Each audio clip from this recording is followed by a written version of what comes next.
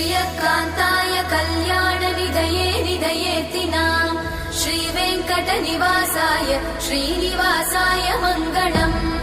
लक्ष्मी सविभ्रमालोकसुभ्रूविभ्रमचक्षुषे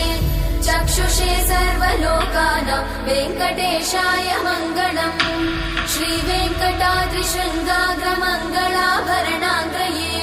मङ्गलानां निवासाय श्रीनिवासाय मङ्गलम् सर्वावयव सौन्दर्य सम्पदा सर्वचेतसां